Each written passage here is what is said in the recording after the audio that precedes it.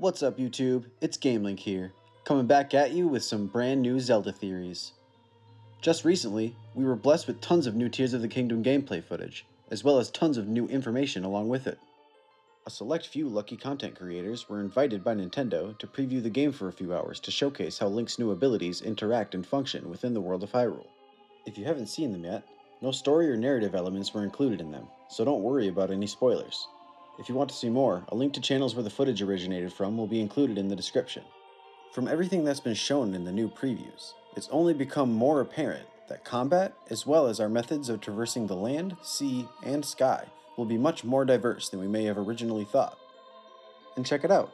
It looks like I was correct in my previous video, theorizing whether or not bomb flowers might make a return. Here we can see a player fusing one to an arrow to create a makeshift bomb arrow.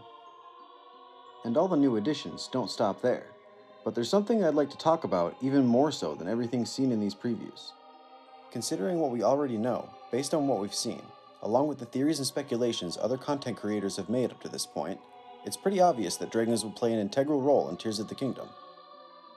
But what exactly their role, or roles, will end up being is still a mystery. In this video, I'd like to theorize about what it may be. Dragons have been portrayed throughout the series in numerous different ways. Whether it be friend, foe, or completely neutral, dragons have been a part of the Zelda franchise since the very beginning. And speaking of, we've now received confirmation that the very first dragon to ever appear in The Legend of Zelda, known as Gleeok, is confirmed to be returning in Tears of the Kingdom as an overworld boss. And if we take what we've seen from the You Can Do What commercial Nintendo recently released, the name next to the boss's health bar reads Flame Gleeok instead of just Gleeok. I believe this decision was deliberate and meant to be a hint towards the existence of different kinds of elemental Gleeoks that will make appearances throughout the game. If we consult the Zelda wiki page, the article written about Gleeok's return in Tears of the Kingdom seems to support this idea further. But honestly, Gleeok's reappearance is just the tip of the iceberg when it comes to the importance of dragons in this upcoming game. For example, take a look at this screenshot released by Nintendo. It undoubtedly features a new dragon, unique from the ones we saw in Breath of the Wild, although they also seem to be making a return in the sequel as well. We know that the original dragons, Dinral, Farash, and Naydra, have control over the forces of fire, lightning, and ice, respectively. We also know that Dinral is the dragon that represents power, while Farash represents courage and Naydra represents wisdom, similar to Ganondorf, Link, and Zelda. In Breath of the Wild, the dragons are quite obvious representations of the original goddesses, responsible for creating Hyrule and the Triforce, known as Din, Furor, and Nehru. But what is this new dragon supposed to represent? Well, I have a few theories, so strap in, because this is where things get a tad bit out there. The first thing I noticed when I saw this dragon was its hair. Notice anything?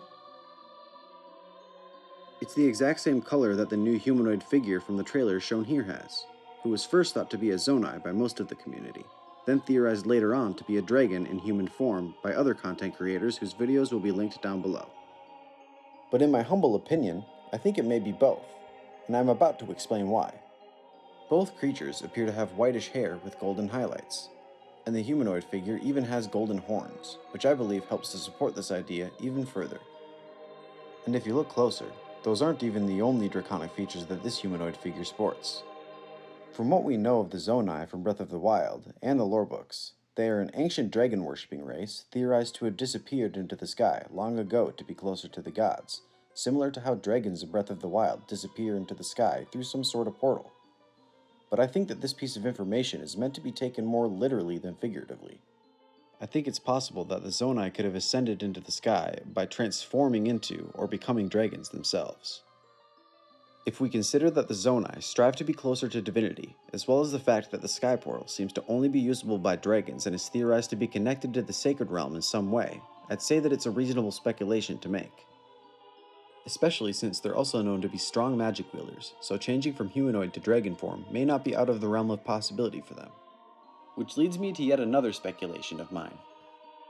If we take a look at the icons for Link's new abilities showcased in the recent gameplay previews, the icon for the Ultra Hand ability, as well as this purple ability, appear to me to resemble dragon hands, and the icon for Ascend, as well as the ability itself, seems like a power that might be inherited by a dragon as well. which makes a bit of sense when you think about the fact that dragons in Breath of the Wild quite literally ascend through the sky and into a portal. With all of this information in mind, it leads me to believe that Link will inherit some of his new abilities from one or more new dragons. Although I believe that we may obtain the Alter Hand and Fuse abilities together, since we seem to be using the two in tandem. And I think Recall will instead be used by utilizing the Recall tier. But for all we know, the tiers could be in some way connected to the dragons. Or maybe they originate from the Zonai, but it could also be both.